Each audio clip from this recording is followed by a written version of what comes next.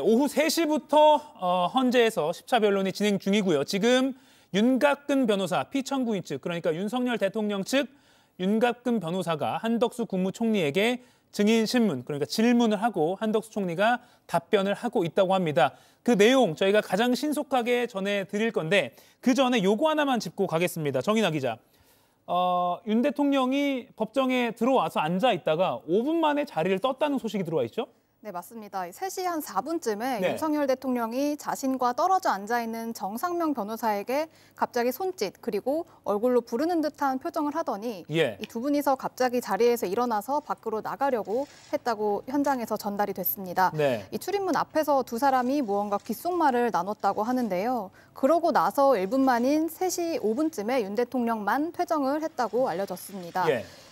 이 윤갑근 변호사도 윤 대통령이 무언가 얘기를 했더니 일어서서 출입문 앞쪽으로 나왔고 이 정상명 변호사를 불러서서 무언가 얘기를 하고 예. 그리고 정상명 변호사가 윤 대통령의 허리 쪽을 2번 토닥거린 걸로 전해졌습니다. 그렇군요. 네, 그리고 지금 보고 계시는 장면은 조금 전에, 그러니까 윤 대통령이 퇴장하기 전에 들어온 직후에 앉아있는 장면입니다. 이게 한 오후 3시 언저리의 장면을 보고 계시고 지금은 헌재 대심판정 내부에 윤 대통령이 자리를 뜬 상황입니다. 네, 계속 전해주시죠. 예, 그래서 대통령 자리에는 정상명 변호사가 앉아 있다고 전해졌고요. 네. 그리고 바로 다음 3시 8분쯤에 한덕수 국무총리가 입정을 했다고 전해졌습니다. 아하, 그러니까 오후 3시 5분에 윤 대통령이 자리를 떴고 그 3분 뒤인 오후 3시 8분에 오늘 증인인 한덕수 국무총리가 자리했다. 그러니까 제가 앞서 오프닝에서도 전해드렸지만 국정 1, 2인자 계엄 당시 대통령과 총리가 대심판정에서 만나는, 대면하는 초유의 상황, 많은 언론에 또 국민들의 관심이 쏠렸는데 이 상황은 어떻게 보면 피하게 된 것 같습니다. 류혁 전 법무부 감찰관님. 예.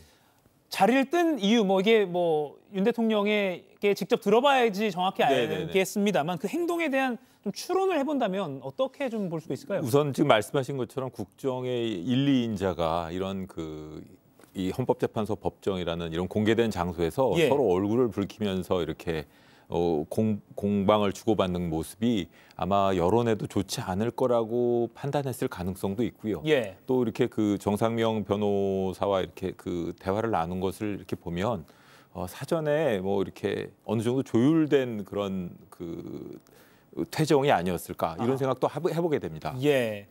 국정의 1, 2인자이자 사실 계엄령 전이었다면 대통령과 총리가 만나서 국정을 논하고 했던 어떻게 보면 그 파트너인 관계인데 그 두 사람이 헌법재판소 대심판정에서 뭔가 사실을 가지고 다투는 모습 같은 걸 연출하는 것은 부담이 될 수도 있겠다. 이런 차원에서 윤 대통령이 퇴정을 했을 것이다. 이런 추정도 가능한 상황입니다.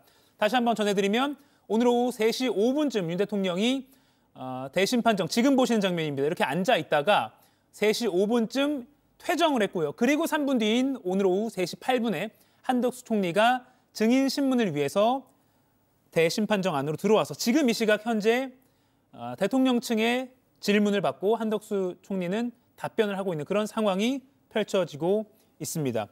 지난 화요일 이틀 전에 윤 대통령이 변론 시작 전에 아예 돌아가기도 했잖아요. 물론 그날은 이제 증인 신문이 있었던 것은 아니고 양측이 사실관계를 좀 중간 점검하는 그런 자리였기 때문에 그래서 꼭 윤 대통령 피청구인 본인이 앉아있을 필요가 없었을 것이다 이렇게 보기도 하지만 그 퇴정 굳이 왔다가 돌아간 걸 두고 또 정치적으로 뭔가 헌재의 어떤 속도전에 반발하는 그런 메시지를 보낸 거 아니냐 이런 해석도 했거든요. 이걸 어떻게 보십니까? 오늘 이 행동까지 같이 연관지어 본다면요. 오늘 같은 경우에는 사실 한덕수 총리 같은 경우에는 국회에서 이미 수차례에 걸쳐서 일관된 진술을 해온 분이시지 않습니까? 그렇기 때문에 이 헌법재판소에서도 사실 그 청구인 측의 그 증인 신문에 대해서 당연히 윤석열 대통령에게 유리한 증언을 하지는 않을 겁니다. 그런 그 증언을 듣고 있는 입장에서 사실 윤석열 대통령 피청구인이 그 여태까지 그 법정에서 보여준 태도를 보면 그 어떤 면에서는 본인은 지지자들에게 충분히 이렇게 그 항의하는 듯한 모습을 보여줬는지 모르겠지만 보통 이렇게 좀 상식에 비추어 볼 때 대통령이 저런 행동을 한다라는 것 때문에 좀 실망스럽다는 의견을 제시하던 분들도 계셨거든요. 그런 점도 있는 걸 보면 이 총리 한덕수 총리 그 온건한 이미지를 놓고 볼 때 그걸 그 현장에서 뭐 공박하거나 이러는 것이 본인에게 결코 유리한 것이 아니라는 판단이 작용했을 수도 있습니다. 예. 그리고 또 한 가지로는 지금 지난번에도 그냥 돌아갔습니다만 어찌되었든 간에 저 자리에 앉아 있는 그 피청구인인 대통령의 입장이 결코 편하지는 않아 보이거든요. 예. 그렇기 때문에 이 좀 불편한 상황을 최소화하려는 그런 전략도 아닐까 이렇게 생각해 보고 있습니다. 예, 불편한 상황을 최소화하려는 전략일 수 있다.